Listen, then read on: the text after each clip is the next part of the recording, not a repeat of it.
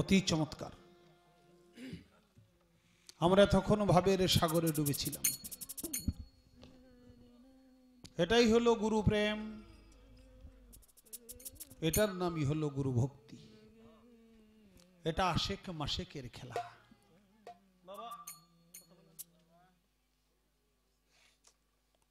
তো শুরুতে একটা কথা বলেছিল, গুরুর কাছে গেলাম আমি জানতে, এখন গুরু চায় জানতে।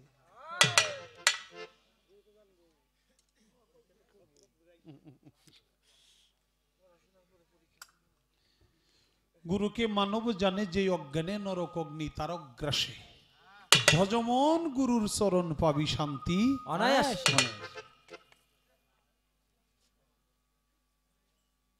একটা হলো গুরুকে মানব জ্ঞানে জ্ঞান করা যাবে না।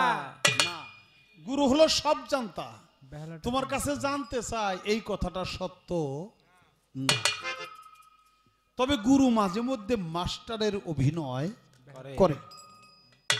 যা তোমাকে শিখাইছে সারা বছর স্কুলে লেখাপড়া হইলে আবার মাস্টার যা লেখা দেয় পড়া দেয়, এটা আবার মাঝে মধ্যে জিজ্ঞেস করে না, জিজ্ঞেস করে পরীক্ষা নেয় না। এটা হলো এরকম পরীক্ষা নেওয়া। কারণ গুরুর কর্ম এই জায়গায় মাস্টার সাইজা ছাত্রকে যেমন পরীক্ষা নাই কতটুকু জানলো কতটুকু বুঝলো, যা শিখাইলাম তা মনে আছে কিনা, তেমনি গুরু ওই রকম ভক্তের জন্য পরীক্ষা নেয়। এটা হলো তাই।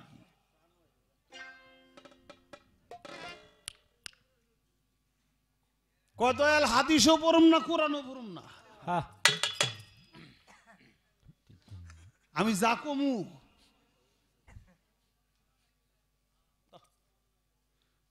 কমু এটা যেন কোরআনের ভিতরে হয়, হাদিসের ভিতরে হয়। যেমন তুলাচান কইছিল আমার বাজান রশিদ সরকারের, রশিদ তুই যা কবি দেখবি সবকিছুই হাদিস কোরআনের মিল আছে।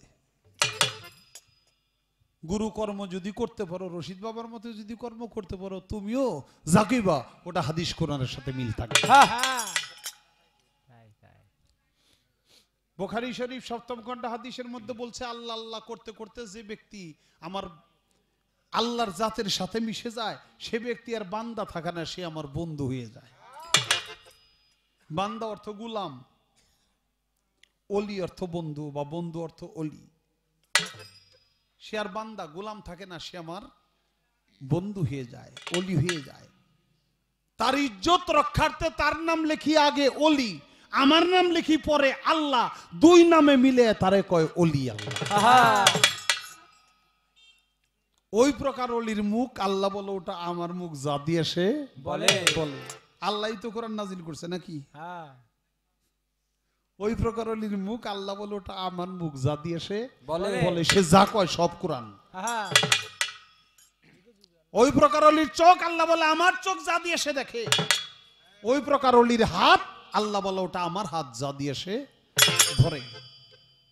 ওই প্রকার অলির পাও আল্লাহ বলে ওটা আমার পাও যা দিয়ে সে হাঁটে। ওটা কিছুই ওই ব্যক্তির না, এটা সব কিছু আল্লাহর। সমস্ত অঙ্গ প্রত্যঙ্গ আমি আল্লাহর অঙ্গ প্রত্যঙ্গ হয়ে যায়। ওই প্রকার অলির সাথে দুনিয়ার মানুষেরা যদি কেউ বিদ্বেষ পোষণ করে, তারা যেন আমি আল্লাহর সাথেই জিহাদ ঘোষণা করে। 7ম খণ্ড হাদিসের মধ্যে বলছে, তাহলে যে ব্যক্তির চোখ আল্লাহর, যে ব্যক্তির মুখ আল্লাহর, যে ব্যক্তির হাত আল্লাহর, যে ব্যক্তির পাও আল্লাহর, যে ব্যক্তির অঙ্গ প্রত্যঙ্গ সবকিছু আল্লাহর অঙ্গ প্রত্যঙ্গ হয়ে যায়, সে তখন কি হয়ে যায়? কাজে সে যা কয় তাই কোরআন, সে যা কয় তাই হাদিস। সেই উপযুক্ত তো আমাকে হইতে হবে। এটা উপযুক্ত যদি না হইতে পারি, শুধু মুখ দিয়া বললে তা হবে না। না,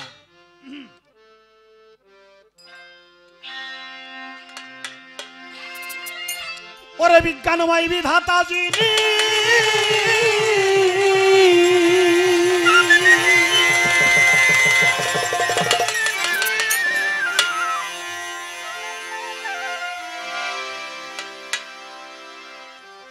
ওরে বিজ্ঞানময় বিধাতা যিনি, ওরে বাজান আত্মা রূপে আছে তিনি, নবরূপে নিজেই নারায়ণ।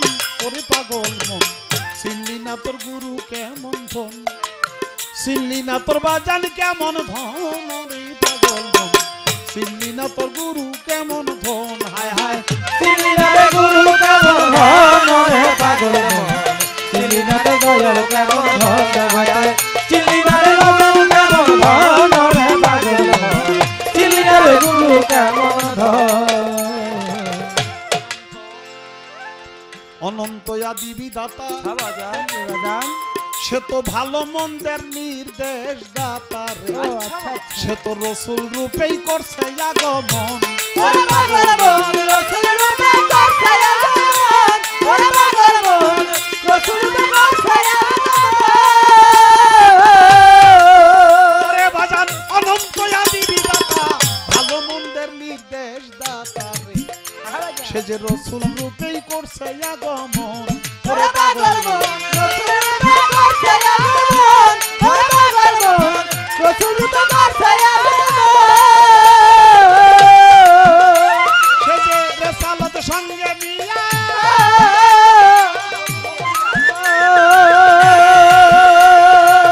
রবুবিয়াত সঙ্গে লইয়া রেসালত প্রকাশ করিয়া, রবুবিয়াত সঙ্গে লইয়া রেসালত প্রকাশ করিয়া, রবুবিয়াত সঙ্গে লইয়া রেসালত প্রকাশ করিয়া, মাসে খইয়া রাখছে দোস্তের মন রে বাজান, মাসে খইয়া রাখছে দোস্তের মন।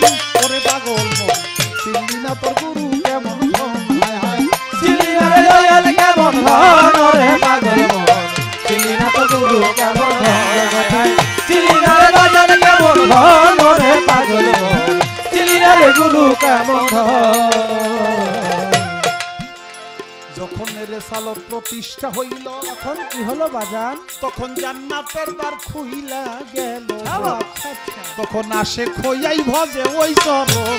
ওরে পাগল মন আসে খইয়া ভজে ওই চরণ, ওরে পাগল মন আসে খইয়া ভজে ওই চরণ।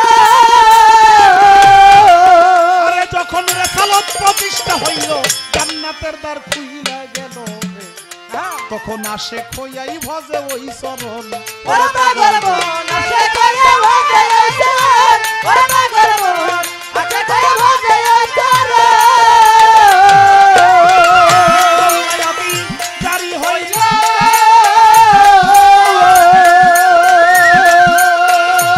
যখন মাওলায়াতি জারি হইল রেসালত পিছনে গেল, ওরে মাওলায়াতি জারি হইল রেসালত বাতুলে গেল, মাওলায়াতি জারি হইল তখন রেসালত বাতুলে গেল, হইল মানব গুরু আলীর আগমন রে পাগলা, মানব গুরু আলীর আগমন।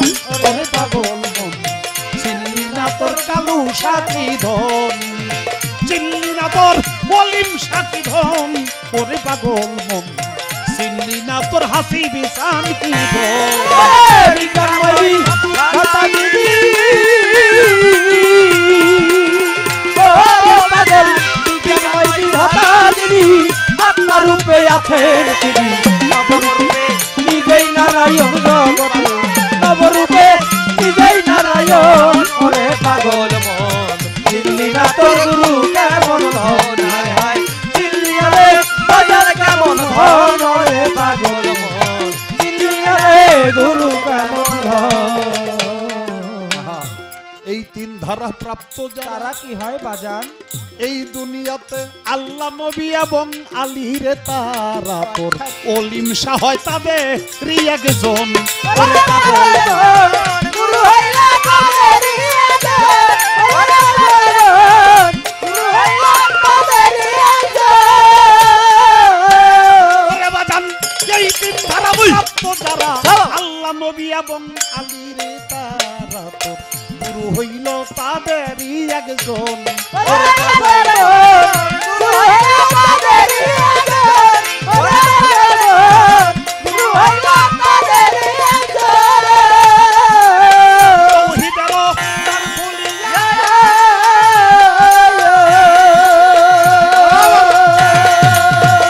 ওরে পাগল এই তৌহিদেরও দ্বার খুলিয়া রশিদ কই তুই ডাক্তারে চাইয়া, তৌহিদেরও দ্বার খুলিয়া বাজান রশিদ কই তুই ডাক্তার চাইয়া, তৌহিদেরও দ্বার খুলিয়া বাজান কই তুই ডাক্তার চাইয়া, একা শোনেই বসা রই চারজন রে পাগলা একা শোনেই বসা রই চারজন রে পাগল মন চিনলি না তোর গুরু কেমন ধন চিনলি না রে দয়াল কেমন হন রে পাগল মন চিনলি না তোর জন কেমন হন জগতে চিনলি না রে দয়াল কেমন হন রে পাগল মন চিনলি না রে গুরু কেমন হন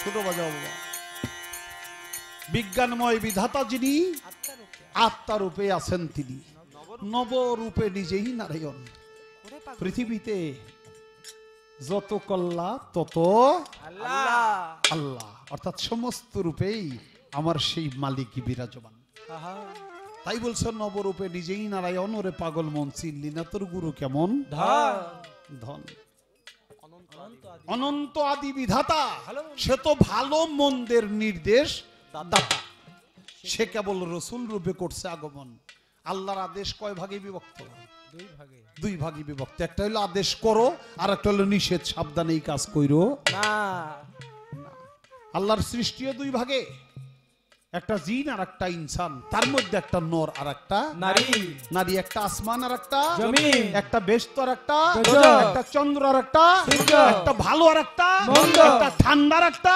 গরম একটা শক্ত আর একটা নরম তাই একটা আদেশ আর একটা নিষেধ নিষেধ আল্লাহর সৃষ্টি দুই ভাগে বিভক্ত আল্লাহর হুকুমও দুই ভাগে বিভক্ত এই কাজগুলি করো তুমি পুরস্কার পাইবা সাবধান এই ধরনের কাজ তোমরা কইরো না তাহলে তোমরা তিরস্কৃত হইবা অর্থাৎ জাহান্নামে যাইবা একটা করার জন্য আর একটা না করার জন্য তাই বলছে অনন্ত আদি বিধাতা সে তো ভালো মন্দের নির্দেশদাতা রসুল রূপে করছে ছোট রসুল রূপে করছে আগমন আচ্ছা কোরআন এই কাজ কইরো এই কাজ কইরো না এই বাণী তো আল্লাহর আমরা বিশ্বাস করি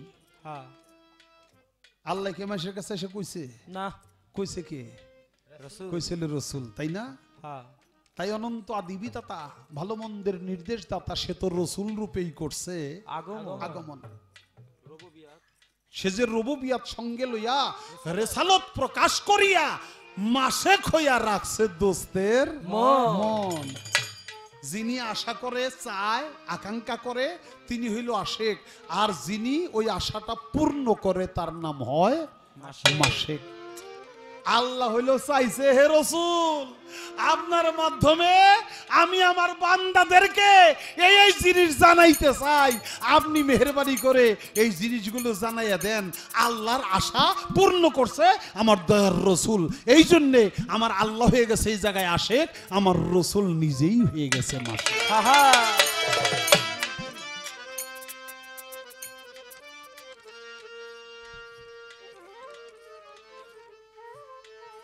আবার যখন রিসালাত প্রতিষ্ঠা হইল জান্নাতের দ্বার খুলে গেল তখন নিজেই আশেক হইয়া ভজে ওই চরণ আমার রসুল নিজের রসুল আল্লাহ তিনি আবার আল্লাহর কাছেই প্রার্থনা করে তার গুনাহগার উম্মতের জন্য তখন সে হলো সে আশেক বাবা সবসময় গুরু সে হইল মাসেক আর ভক্ত সে হলো আশেক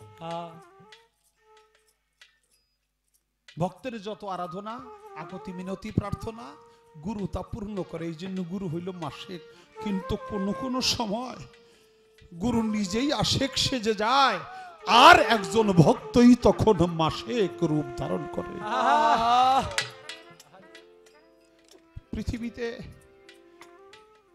ভক্তই তো গুরুকে ডাকবে গুরুকে খুঁজবে এটাই তো নিয়ম কিন্তু কোন সময় কোন গুরু তার ভক্তকেও খুঁজে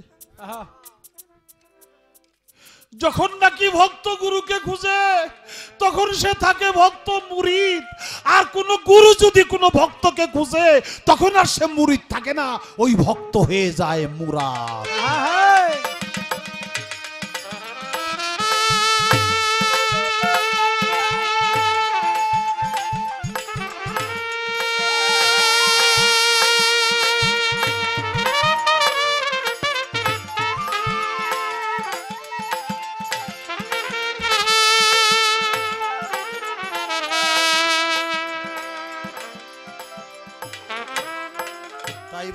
মুরিদ আর মুরাদ কখনো এক না।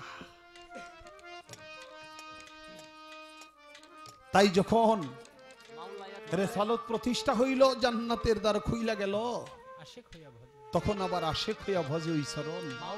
যখন মাওলায়াতি জারি হইল, রেসালত তখন পিছনে বা বাতনে গেল, হইল মানব গুরু আলীর আগমন।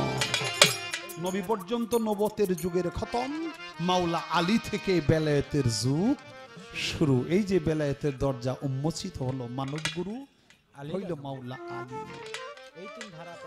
এবার বলছে এই তিন ধারা প্রাপ্ত যারা, আল্লাহ, নবী এবং আলী, তারা তোর গুলো হইল তাদেরই একজন। এই তিন ধারা, একটা হলো রেসালাত, আর একটা হলো মাওলায়াত, আর একটার নাম রুবুবিয়াত। এই তিন ধারা যে প্রাপ্ত হয় তারা কি হয়? সে আল্লাহ, আলী, নবী এই গুরুটা নিজেই হয়ে যায়।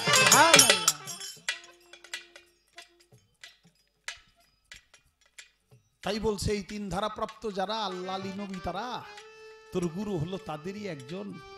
তৌহিদের দ্বার খুলিয়া আমার বাজান রশিদ কয়, তুই দেখ না চাইয়া এক আসনেই বসা রয় চারজন। আমার দয়াল আল্লাহ, আমার দয়াল নবী, মাওলা আলী, আর তুমি যে পীরের কাছে মরি দিছ দয়াল বাবা অলিমুদ্দিন চান, এই চারজন মিলা হইল এক চান। তোমার গুরুর মধ্যে গুরুর রূপে সব নিহিত। একটা কথা বলছে বাবা, মক্কা যখন বিজয় করল আমার দয়াল নবী, 350 মূর্তি ছিল সে কাবা ঘরে, ভেঙ্গে চুরে খান খান করলো। হুব্বুল্লাত, মান্নাত, উজ্জা, এই 4টা মূর্তি অনেক লম্বা ছিল। এখন এই মূর্তি ভাঙতে পারে না। নবীর হাতের ইশারায় চন্দ্র দ্বিখণ্ডিত হইলে এইটুক মূর্তি কি পারে না? অবশ্যই পারে। এখানে কি করে? লাগুর পায় না। একটা হইল নীলা, আর একটার নাম হলো নিত্য। মাওলা আলী নিসু হইল, আমার কাঁধে পাও দিয়ে আপনি আমার কাঁধে ওঠেন। বাচ্চারা কাঁধে ওঠে না বাপ মার, এরকম উঠেন। আমার নবী বলল যে না, তোমার কাঁধে আমি পাও দিতে পারবো না। দলিল অন্যরকমও লিখছে যে আমার ভর তুমি কুলাইতে পারবা না। আর যে বিষয়টা আধ্যাত্মিক বিষয়, সেটা হলো বেলায়েতের উপরে আমার পাও রাখা যাবে না, যেভাবেই হোক। অবশেষ হযরত আলী আমার নবী করিম সাল্লাল্লাহু আলাইহি ওয়াসাল্লামের কাঁধে পাও দিয়া উঠা, তারপর মূর্তিগুলি ভাঙল,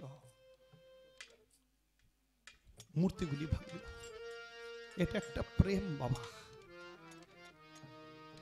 এটা কিন্তু বাবা অন্য কিছু না, এটা একটা প্রেম। প্রেমের জগৎ তো বাবা, প্রেমের জগতে কার পাও কার কান্দে উঠে। প্রেমের সময় তা খেয়াল থাকে না। রাত্র যখন উপ হয়ে যায়, বিছানা যখন ছেড়ে দেয়, তখন আমার মায়েরা, চাষিরা, বোনেরা স্বামীর পাও দুইরা সালাম করে, পাও লাগছে। কিন্তু রাত্রে কি আরো খেয়াল ছিল? খেয়াল ছিল না। এটা হলো আশেক মাশেকের প্রেম। শ্রীকৃষ্ণ আর রাধারানী,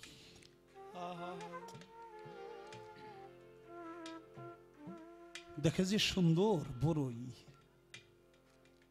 মা বোনেরা বড়ই খাইতে পছন্দ করে। রাধারানী বলে, প্রভু গো, আমার মনে যে স্বাদ জাগছে, একটু বড়ই খাবো।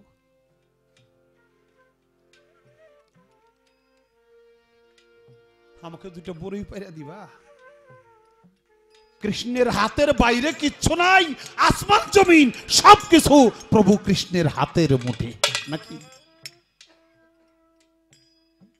দুইটা বড়ই পাইরা দিবা। তোমার বড়ই খাওয়ার শখ হয়েছে? যে হ্যাঁ, কৃষ্ণ বড়ই গাছে বলে, বড়ই গাছে তুই আমার হাতের নাগালের একটু বাইরে যা, আমি যেন তোর লাগুর না পাই।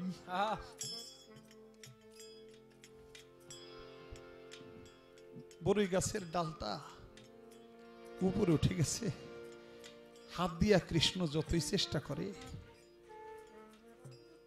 লাগুর পায় না।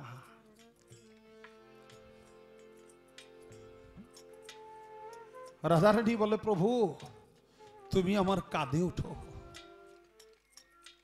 শ্রীকৃষ্ণ মহাপ্রভু বলে যে না, আমি তোমার কাঁধে উঠবো না, তুমি আমার কাঁধে উঠো।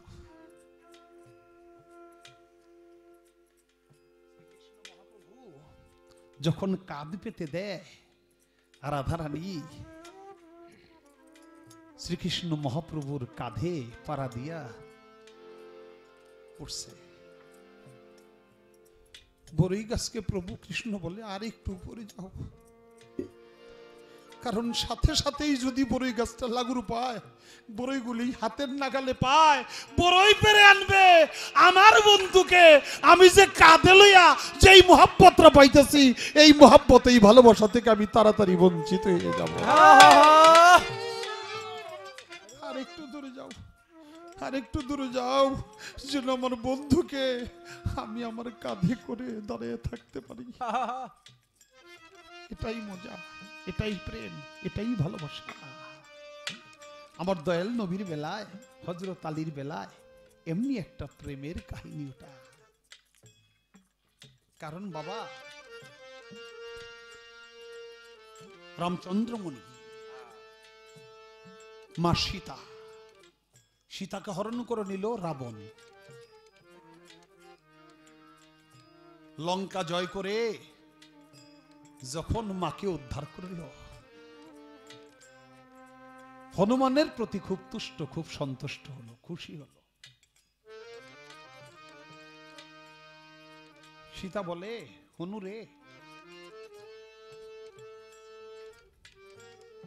আমি তোকে একটা উপহার দিতে চাই।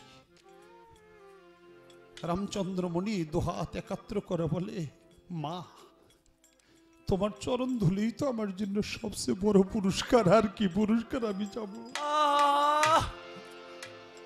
না, আমার তারপরেও মন চায় আমি তোর একটা উপহার দেই।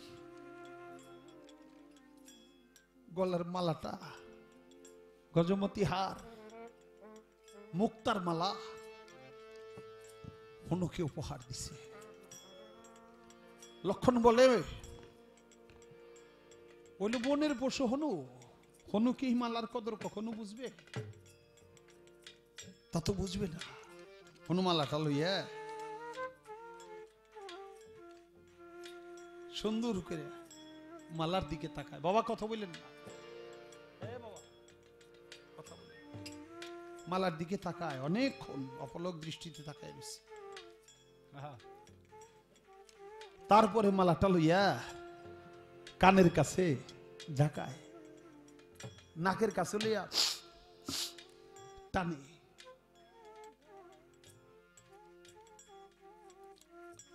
কিছুই সে বুঝে না। অবশেষ মালাটা মুখের মধ্যে দিয়া কতক্ষণ চিবাইয়া তারপরে মালাটা গঙ্গা জলে ফেলে দিছে। লক্ষণ বলে, রে হনু, এই জন্যই তো বলছিলাম বনের পশু হনু, সে কি কখনো মুক্তার মালার কদর বুঝবে? বুঝলি তো না এটা কত মহামূল্যবান। এই মুক্তার মালা ফেলে দিবি তো এমনি দিতি, এত ঢং করলি কেন?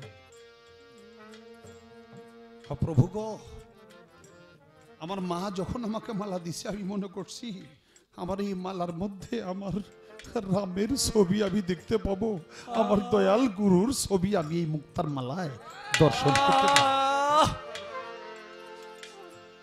এই জন্য অপলক দৃষ্টিতে তাকিয়ে থাকলাম, দেখলাম না, মুক্তার মালার মধ্যে এটা প্রাণহীন, এটার মধ্যে আমার প্রভুর ছবি নাই।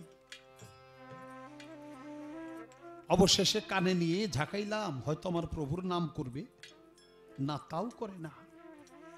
নাকে নিয়ে টানলাম, হয়তো আমার প্রভুর শরীরের ঘ্রাণ পাবো, তাও মিলে না। অবশেষ মুখে চিবায়ে দেখলাম প্রভুর নামের কোনো স্বাদ আমি পাই কিনা। যখন দেখলাম স্বাদও মিলে না, তখন ওই প্রকার মালার আমার কোনো দরকার নাই। যত মূল্যবানই হোক, ওই মালা আমার কাছে মূল্যহীন। তাই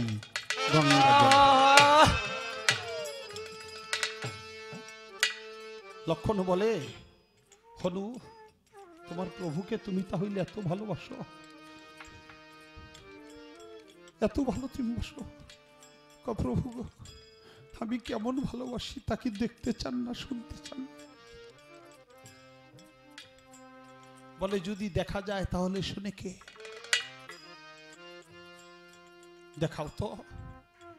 হনুমান তার হাতের নখ চারি লম্বা লম্বা, তাই বুকের চামড়াটা চিরে টান দিয়া দুই ভাগ করে দেখাইলো। তার বুকের ভিতরে স্বয়ং রাম আর সীতা দুইজনের যুগল মূর্তি ভক্তের বুকের ভিতরে।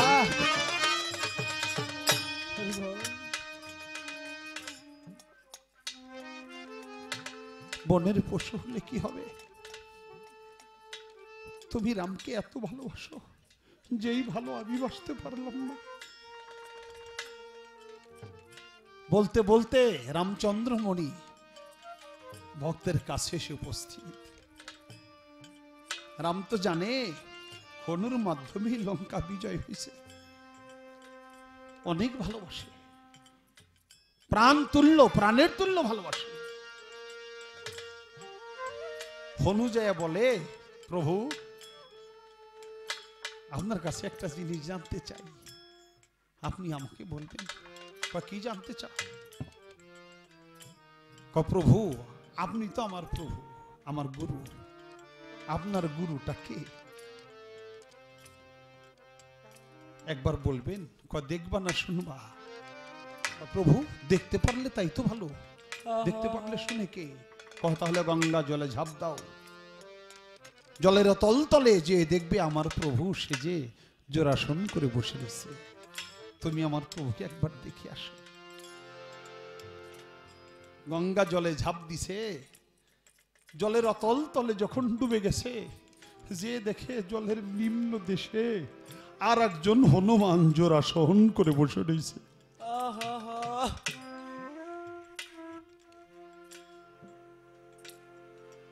হনু ফিরে আসছে। হায় হায়, এ কি দেখলাম? আমি দেখতেছিলাম আমার প্রভুর প্রভুকে, আর যা দেখি আমার মধ্যে একটা হনু বসে রয়েছে। এটা আমি কি দেখলাম? ফিরে আসছে। প্রভু যে দেখলাম আমার মতো আর একটা হনু জলের নিচে, আপনার প্রভুটাকে তা তো আমি চিনতে পারলাম না। রামচন্দ্রনী মনি বলে, ভক্ত আমার মাতা পিতা রে, ওরে ভক্ত আমার গুরু,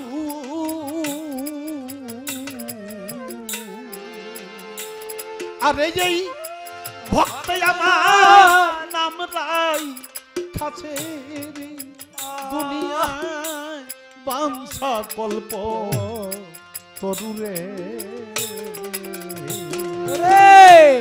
ভক্ত আমার মাতা পিতা জগতে ভক্ত আমার গুরু,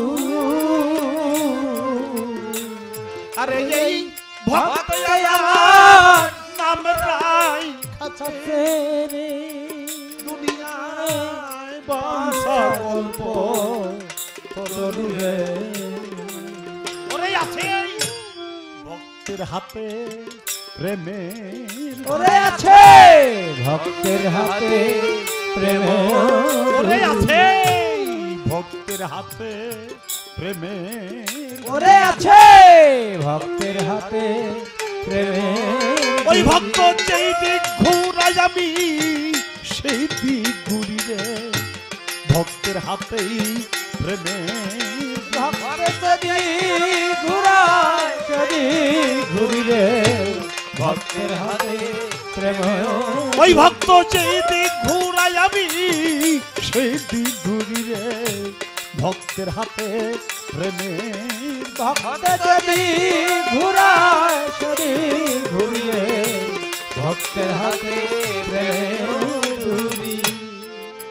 ভক্তই আমার মাতা পিতা, ভক্তই আমার গুরু, এই ভক্তে আমার নাম রাইখাছে রে বাঞ্ছা কল্পতরু। তাই এখানে আশেকও মাসেকে সাজে, মাসেকও আবার আশেক সাজি সাজে, উভয়ের পরিপূরক। তাই মাওলা আলী তিনজন হলো একজন। তহিরও দ্বার খুলিয়া, তহিদেরও দ্বার খুলিয়া আমার বাজান রশিদ কয় তুই দেখ না চাইয়া এক আসনেই বসা রয় চারজন। যেই তোমার গুরু সেই মাওলা আলী, সেই দয়াল রসুল এবং সেই স্বয়ং মাওলা। তাই তো লালন সাইজি বলছে যে এই মুর্শিদ সেই তো রসুল, ইহাতে নয় কবু ভুল খোদাও সে হয়। বাজান এবার আর একটা প্রশ্ন নতুন করে করেছে আমার কাছে।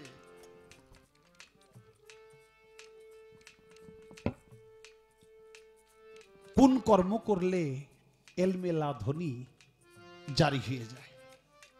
আহা, আমার আগের গানটা ছিল কি, কালির লেখায় আলেম হয় না গাইবিলাম যাহার নাই, নূর কালিও যুদে মাখা, কালির কালিতে কোরআন লেখা, যে পাইছে মুর্শিদের দেখা তার কোনো এলেম বাকি নাই।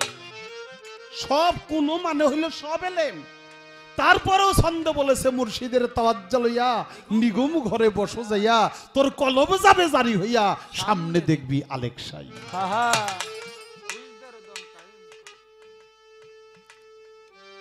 জিটকা শরীফের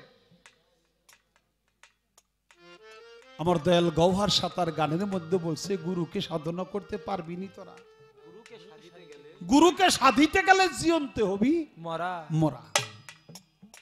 যে ব্যক্তি আগেই মরতে পারে, মরার আগে মরতে পারে, সে ব্যক্তি সে না মরার খবর জানতে পারে পারে।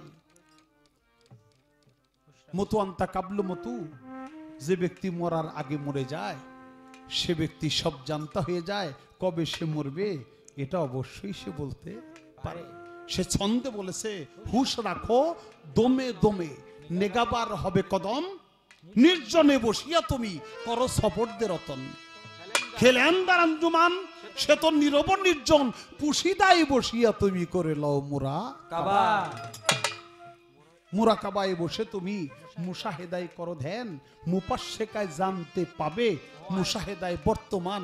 হলে শেখেতে ফানা যাবে রসুলকে চেনা, ফানা ফির রসুল হলে আর রবে না দুইয়ের বেড়া একাকার। হযরত গৌহার বলে যার হইয়াছে ফানা আর বাকার করণ, সেজন্য চিনেছে ভবে গুরু কি অমূল্য ধন। গুরুকে করো সাধনা নিজে হইয়া ফানা, থাকবে বাঁকা বিল্লায় গুরু এবং শিষ্য, এই হইল ভেদের গোড়া। 3 মাস 13 দিন আগে তো জানেই, 3 মাস 13 দিন আগে তো জানেই আমার বাজান হাসিফ চান আল্লাহর ওলিরা 40 দিন আগেই জানে। পর্যায়ক্রমে 3 মাস 13 দিন আগেও জানে। আর আমার দাদা হযরত কইছিল 12 বছর আগেও জানে। দয়াল তুলা চান কবিরপুরের মোহাম্মদ নাম, গুলি করছিল শত্রুরা, বুকে লাগে এই দিকটা বাইরে গেছে, খালি তুলা চান কয়ে ডাক দিছে, গুলি বাইরে গেলে কি হে মরে নাই। আমার তুলা চান দাদা চান দেখতে গেছিল, যে বলছিল যে তুই আর এই বাড়িতে থাকিস না, তুই ঢাকায় চলে যা,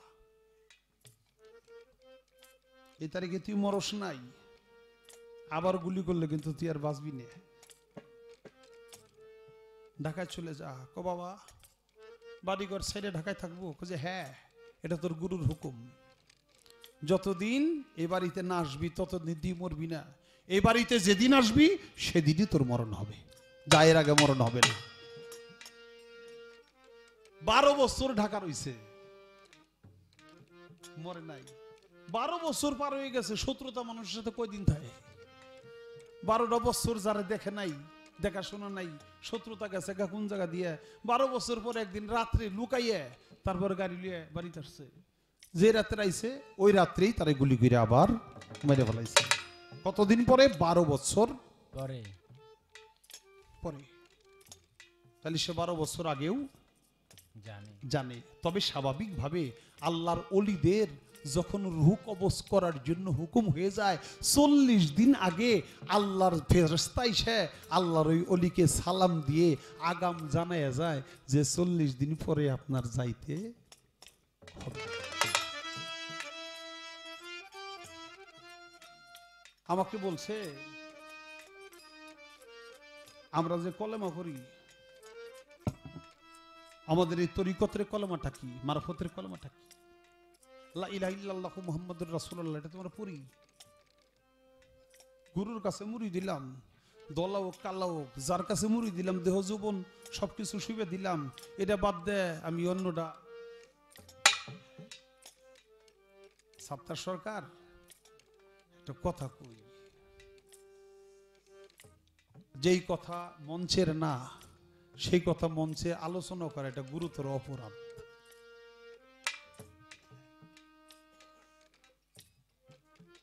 যেই কথাটা মঞ্চের না, ওই যে ইউটিউবে দিয়েন না কিন্তু এটা কাইটা দিয়েন, আবার মাইক থুয়ে,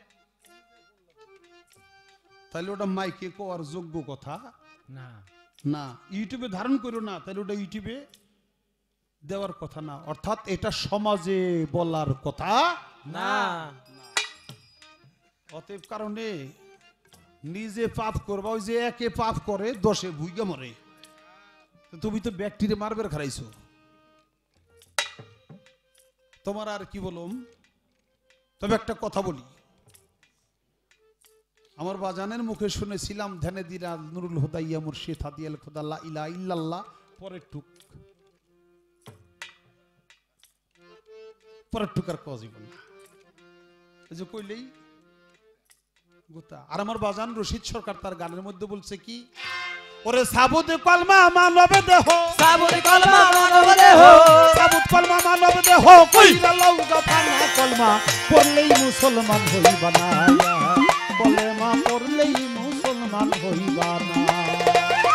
সাবুত কলমা মানব দেহ, সাবুত কলমা মানব দেহ, কইরা লওগা ফানা কলমা পড়লেই মুসলমান হইবা না, কলমা পড়লেই মুসলমান হইবা না।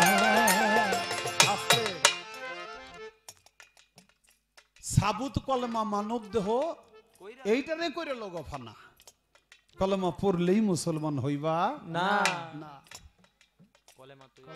কলেমা তয়ব হয় উৎকৃষ্ট বাণী, আরে তাহার চাইতে বেশি শাহাদাত হয় সাক্ষ্য বাণী, মিথ্যা কইলে দোষী, পরে মিথ্যা কইলে দোষী, ওরে মিথ্যা কইলে দোষী রে, মিথ্যা কইলে দোষী হইবা, মিথ্যা কইলে দোষী রে, মিথ্যা কইলে দোষী।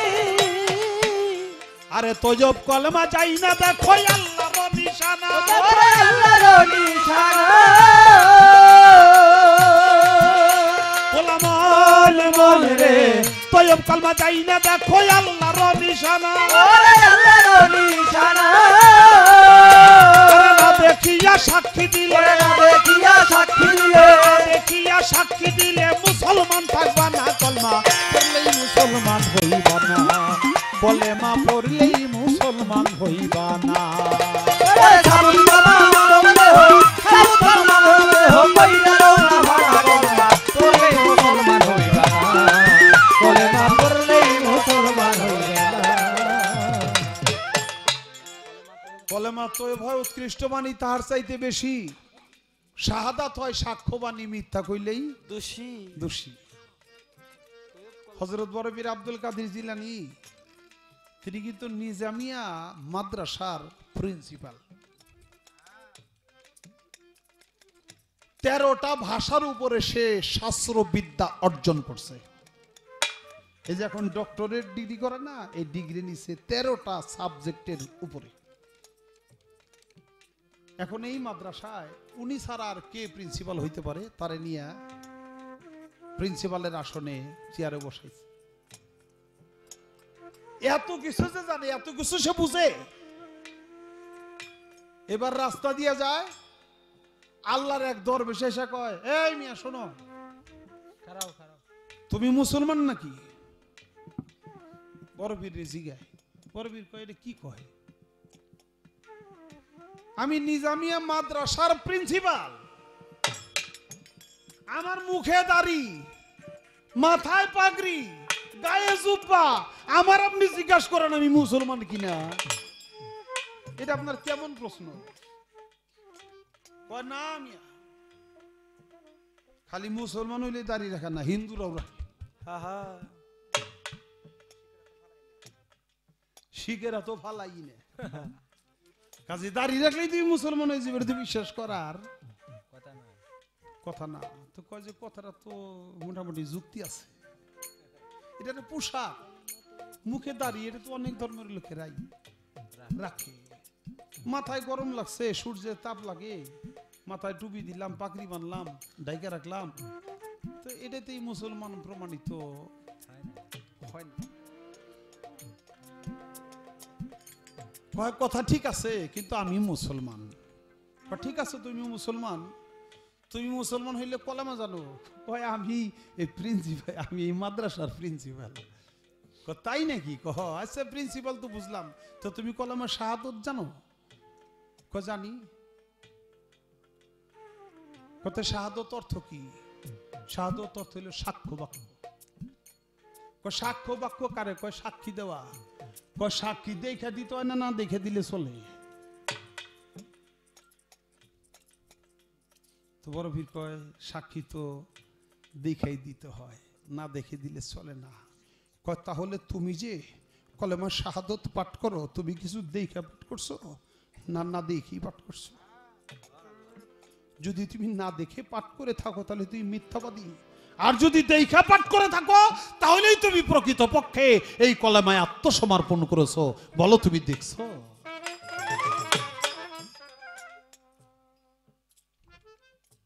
বড়বীর বলে যে না। কথা হলে আজকে তোমাকে দেখাবো, সত্যিকারে মুসলমান বানাবো। হাত দাও। হাত বাহির করে দিল। তখন সে বলছিল, আমাকে দেখো, আমাকে দেখে দেখে সাক্ষী দাও, তাহলেই তোমার কলেমা পাঠ করা হবে। আমাকে না দেখে তুমি যদি হাজারো বার কলেমা পড়ো তাহলে তোমার কলেমা পড়া হবে না। তখন তার হাতে হাত দিয়া হযরত বড়পীর আব্দুল কাদের জিলানী সাথে সাথে বায়াত গ্রহণ করে। বলি সুবহানাল্লাহ। হযরত বড়পীর আব্দুল কাদের জিলানীর পীরের নাম হযরত সৈয়দ আবু সাইদ মাকজুমি রহমাতুল্লাহ আলাইহি। তিনি পাগল রূপ ধরে সামনে যেয়ে বলছিল যে তুমি আমাকে দেখো। এটা হলো সাক্ষ্য। যার যার পীরে মুর্শিদের চেহারা দেখে পাঠ করলে তবেই সে সাক্ষী হয়। আর মুর্শিদ কেবলার চেহারা না দেখে যদি পাঠ করে, এটা না দেখে সাক্ষী হয়, যেই সাক্ষী গ্রহণযোগ্য না।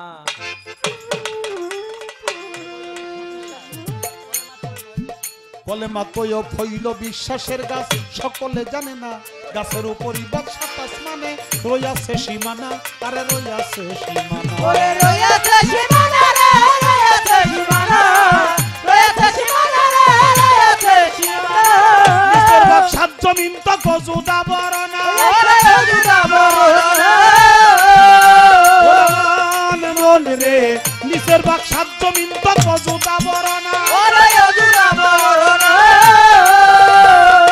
ইমান নামে তৌহিদি ফল, ইমান নামে তৌহিদি ফল, ইমান নামের তৌহিদি ফল। পাঁচ ডালে একখানা কলমা পড়লেই মুসলমান হইবা না, কলেমা পড়লেই মুসলমান হইবা না।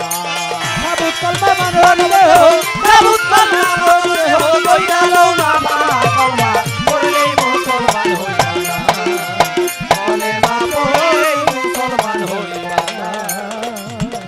ওই ইমানি ফলের রস হয় বিসমিল্লাহর বাণী। আল্লাহরে তাকর্জ দাউগা হাদিস কুরআন জানি, ওরে হাদিস কুরআন জানি, ওরে হাদিস কুরআন জানি, হাদিস কুরআন জানি।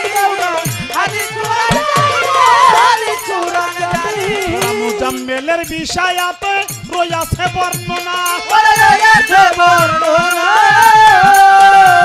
গোলামান মনে মুজাম্মেলের বিষয়াতে রয়েছে বর্ণনা আরে বিসমিল্লাহর বিস্কুট দিয়া বিসমিল্লাহর বিস্কুট দিয়া মুক্তি চৌকাতে না কলমা পড়লেই মুসলমান হইবা না বলে মা পড়লেই মুসলমান হইবা না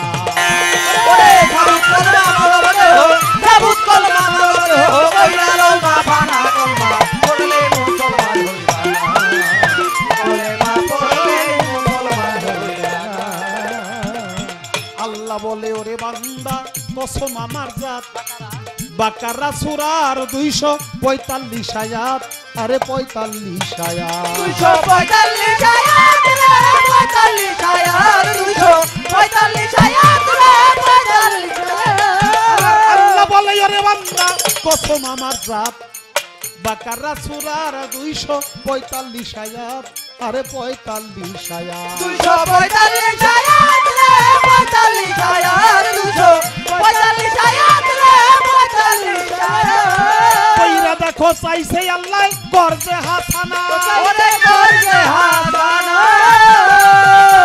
গোলামান মনে কইরা দেখো চাইছে আল্লাহ গর্জে হাসানা ওরে গর্জে হাসানা আরে কর্জ দিয়া ফিরত লওয়া আরে কর্জ দিয়া ফিরত লওয়া ওইটার নাম হয়তো হব কলেমা কলমা করলেই মুসলমান হইবা না কলেমা করলেই মুসলমান হইবা না ওরে সাবুত কলমা সাবুত কলমা হো কইনা লওনা ভাড়া কলমা করলেই মুসলমান হইবা না কলেমা করলেই মুসলমান হইবা না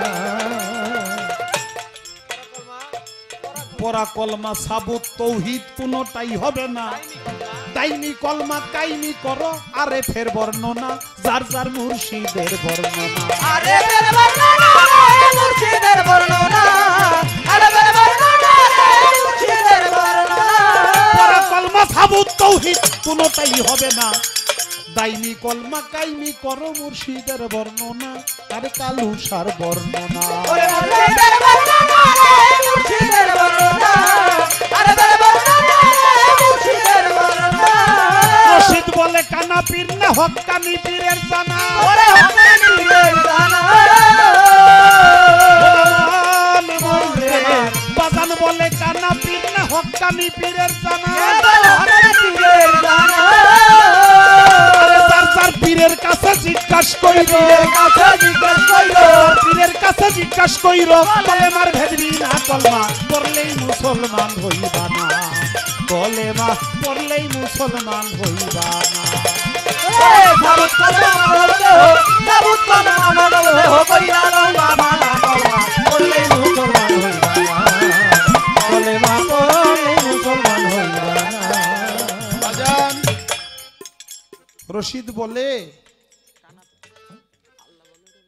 পরা কলমা সাবুত কিংবা তৌহিদ এর কোনটাই হবে না তাই দাইমি কলমা কাইমি করো এটা যার যার মুর্শিদের বর্ণনা অর্থাৎ তোমার মুর্শিদের কাছেই বিষয়টা বুঝতে হবে রশিদ বলে কানা পীর না এটা কেবল হক্কানি পীরের জানা তোমার পীরের কাছে জিজ্ঞাসা করে এই কলেমার ভেদ বিনা তারপরেও কিন্তু একটা বলছি জানে দিদার নুরুল হুদাইয়া মুর্শিদ হাদিয়াল খোদা লা ইলাহা ইল্লাল্লাহ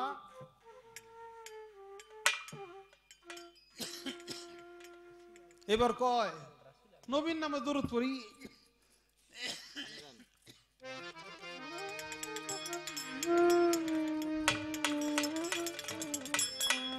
নবীর নামে বললাম সারা জীবন আর তাই তো করবা স্বয়ং আল্লাহ তাআলা যেখানে নবীর নামে দরুদ পড়ে তুমি কে আমি কে ইন্নাল্লাহা ওয়া মালাইকাতুহু ইউসাল্লুনা আলান নবী ইয়া আইয়ুহাল্লাযীনা আমানু সাল্লু আলাইহি ওয়া সাল্লিমু তাসলিমা আল্লাহ বলে ইন্নাল্লাহা নিশ্চয় আমি আল্লাহ ওয়া মালাইকাতুহু আমার ফেরেশতা মণ্ডলী লইয়া ইউসাল্লুনা আলান নবী, নবীর উপরে সালাম পেশ করি। ইয়া আইয়ুহাল্লাযিনা আমানু, হে আমার বিশ্বাসী বান্দারা, সাল্লু আলাইহি ওয়া সাল্লিমু তাসলিমা, তোমরাও আমার নবীর নামে দরুদ পাঠ করো, দরুদ সালাম পেশ করো। সূরা হজবের 56 নং আয়াতে আল্লাহ যেখানে অগণিত ফেরেশতা মণ্ডলী লইয়া এই কাজটা করে, তুমি যদি সেই নবীর উম্মত বলে দাবি করো, তাহলে তুমি সেই নবীর উম্মত হিসাবে দরুদ পাঠ করবে না? এটা তো পাঠ করবা অবশ্যই।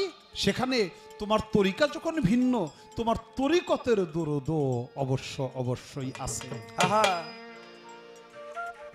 আল্লাহুম্মা সাল্লি আলা সাইয়্যিদিনা মুহাম্মাদিন সাইয়্যিদুল মুরসালিন ওয়া আলা মুহিমে সুন্নতি ইয়া শেখ মঈনুদ্দিন আল চিশতি রাহমাতুল্লিল আলাইহি ইমামুত তরিকতে ওয়া আউলিয়া আল কামেলিন। আমার তরিকার দরুদ আমি পাঠ করলাম, তাই বলে তুমি নবীর দরুদ পাঠ করবা না, নবীর উম্মত বলে দাবি করবা, তা কিন্তু কখনো হইতে পারে না, এটা গ্রহণযোগ্য না। তুমি নবীর দরুদ পাঠ করবা যে দরুদ আল্লাহ তাআলা পড়ে, তুমি তরিকায় দাখিল হইছো তাই তুমি তরিকার দরুদও গ্রহণ করবা, তাতে কোনো দোষ নাই। ওটা বাদ দিয়া এটা চলবে না। যেই কলেমার কথা বললাম ওই কলেমা স্বীকার কইরা তারপরে তুমি তোমার তরিকতের বিষয়ে তুমি সেখানে আলাদা একটা ভিন্ন দর্শন রাখতে পারো, তাতে কোনো দোষ হবে না।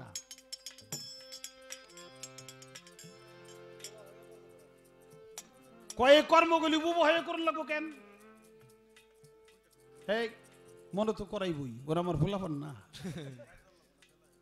বেলা হয়েছে তা তো অসুবিধা দেখি, প্রয়োজনে বেলা ওঠার পরে গামু, সমস্যা কি? হ্যাঁ মাত্র 5টা পর্যন্ত তো জামুই দেখায় নাকি? না হয় 5:30 পর্যন্ত গায়ে অভ্যাস আছে, না হয় একটু খালি আগে সরম, তাতে সময় তো অনেক আছেই। কয় যে মরণের খবর জানে, যাওয়ার খবর জানে, এই কর্মগুলি আবার বুবা হয়ে করুন লাগে, কারণটা কি? আরে বুবা হয়েই তো করুন লাগে, বুবার কোনো শত্রু নাই। যদি রাখো গোপন তবেই থাকবে আপন, যদি করে দাও প্রকাশ তখনই হয়ে যাবে সর্বনাশ। সাধনার বিষয়টা তুমি গোপন রাখবার, তুমি বাহাদুরি করবে। আমি কিন্তু জানি রে, কয়ে দিব ঠন ঘন্টা সব জ্বলে গেল নাকি বাবা, সব জ্বলে চলে যাবে। এই জন্য ওটা বুবা হয়ে করতে হবে। বুবা হয়ে এই জন্য করে, এই যে একটা কথা বলি, বুবা ধন যাছে, অর্থাৎ যারা আমাদের মতো কথা বলতে পারে না তারা প্রত্যেকেই এ ভেদ জানে, আল্লাহ তাদেরকে বুঝাইয়া দেয়। কুকুর বলেন, গরু বলেন, আমরা যা দেখি না ওরা তা দেখে। কেন দেখে? ওরা মুখ দিয়ে প্রকাশ করে না, করতে পারে না, এই জন্য দেখার ক্ষমতা আছে। তেমনি তোমার মুখটা যদি বন্ধ করতে পারো তাহলে তুমি অনেক কিছু জানবে, অনেক কিছু দেখবে, যখনই প্রকাশ করবে তখন সর্বনাশ হয়ে যাবে। একটা গান শুনেন নাই? ও মানুষ, ও মানুষ, তোমার 2টা চোখ তো, 2টা কান আর একটাই তো মুখ, তুমি দেখবার শুনবা, একটাই তো মাত্র মুখ, তাই একটু কথা কম কবা। ও মানুষ কথা কম কবা, তোমার অনেক সমস্যা সাইরে যাবে, মাত্র একটু চুপ কইলে থাকো।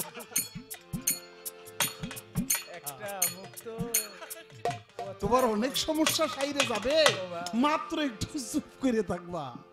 তোমার একটাই তো মুখ, তাই একটু কথা কম কবা। গানটা রসিকতা করে গেছে, হাকিকত আছে গানের। ও মানুষ, তোমার 2টা চোখ, 2টা কান, তুমি একটা মাত্র মুখ। তার অর্থ কি? তুমি ডাবল দেখো, ডাবল শুনো, কিন্তু সাবধান, অল্প কইও, প্রয়োজন ছাড়া কইও। তোমার অনেক সমস্যাই সাইরে যাবে, মাত্র একটু চুপ করে থাকবা। আপনি যত বড় বিপদে পড়েন, যত বড় সমস্যায় পড়েন, আপনি যদি কোনো কথার জবাব না দেন, একটু চুপ করে থাকেন, আপনার 2-4 বার শালা সুধীর ভাই এই সমস্ত কয়েটিয়ে 2-একটা ধাক্কা দিয়ে দেখবেন যে অনেক বড় বিপদ আপনার শেষ হয়ে গেছে। কারণ ওই যে চুপ করে রয়েছেন, কথা কন না, এই জন্য আপনার বিপদ নাই। তাই এই মুখটাকে বন্ধ রাখতে হবে। মুখটারে বন্ধ রাখা তোমার অন্তরটাকে, হৃদয়টাকে চালু রাখতে হবে, তাহলে তোমার আর কোনো সমস্যা থাকবে না। না। পাঞ্জু শাহ তার গানের মধ্যে বলছে, আল্লাহ মোহাম্মদ আদম একদমে তিন মিলে, দম জেনে লও দমের মালা গলে গলে। আদমে সাইজির খেলা জপরে দমদমের মালা, ছেড়ে দাও তসবি মালায় মন মালায় দন মিলে। তোমার মনের মানুষকে দমে জপ, তারে তুমি বসাও হিত কমলে। যেই কলেমা তুমি চাও ওটা খালি তুমি মনে মনে মনে মনে মনে মনে মনে মনে জপো, ও তুমি মুখ দিয়ে প্রকাশ কইরো না। তাই যত বুবা হয়ে করবা তত তোমার আপন থাকবে, তুমি কামিয়াবি হইবা। আর যখনই মুখ খুলবা তখন তোমার সব শেষ হয়ে যাবে।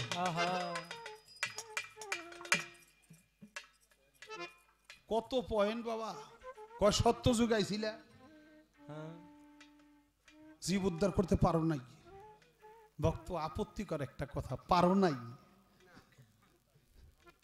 খুব আপত্তি। সত্য যুগে এসেছো, আবার যুগের পরিবর্তন করে ত্রেতা যুগে রাম রূপে অবতার হয়েছো, তাও তুমি পারো নাই। আবার তুমি দাপর যুগে কৃষ্ণ রূপে অবতার হইলা, তাও পারলে না। আবার কলি যুগে নি ভাই মহাপ্রভু গৌরাঙ্গ সে রূপ নিয়ে আসলা, পারছে দেখেই তো আইছে, না পারলে কি আইতো না, না পারলে আইতো না। বাবা কাপড়টা পরিষ্কার করে ইস্ত্রি মিস্ত্রি করে তারপরে গাই দেন না, ধুয়ে মুছে কয়দিন পরে আবার ময়লা হয় না? এটা যদি থুয়ে দিতে না ময়লা হয়তো না। এটা যখন গায়ে ব্যবহার করেন তখন আবার ময়লা হয় না, আবার ধুইতে হয় না, আবার ধুতে হয়। পৃথিবী যখন পাপে পঙ্কিল হয়ে যায়, এই পৃথিবীকে মুক্ত করার জন্য, জীবকে পরিশুদ্ধ করার জন্য যুগে যুগে প্রভু নিজে নানান রূপে অবতার হইয়া এই কুলস পৃথিবীকে আবার নতুন করে জীবন দান করে যায়, মুক্ত করে যায়। সুবহানাল্লাহ।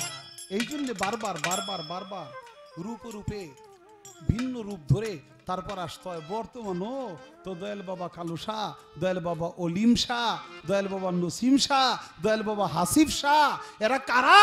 কেন এই রূপের পরিবর্তন? কেন যুগে যুগে এই পৃথিবীকে কলুষ মুক্ত করে, মোহমুক্ত করে এই পৃথিবীকে সুন্দর করার জন্যে, প্রাণীকুলকে সার তার বন্ধুর সাথে পরিচয় করার জন্যই যুগে যুগে অবতার হয় নানান রূপে। ভক্তির ডোরে বান্দরে তারে রাইখো দুই নয়ন ভরে, ওরে পাগলে রাইখো দুই নয়ন ভরে, সামান্য মুখের কথাই পাই বানা তারে। ও পাগল সামান্য মুখের কথাই পাই বানা তারে। ওরে ভক্তি ডোরে বান্দরে তারে রাইখো দুই নয়ন ভরে, ওরে বাবা নিরিখ রাইখো দুই নয়ন ভরে, সামান্য মুখের কথায় পাই বানা তারে। হায় হায় সামান্য মুখের কথায় পাই বানা তারে। আগে হও দিনের দিন, তারপরে আসবে সুদিন, সুখ হইব তার পরে। আগে হও দিনের দিন, তারপরে আসবে সুদিন, সুখ হইব তার পরে। যেজন প্রেমের ভাব জানে না, আন্তাজি ডাক পারে।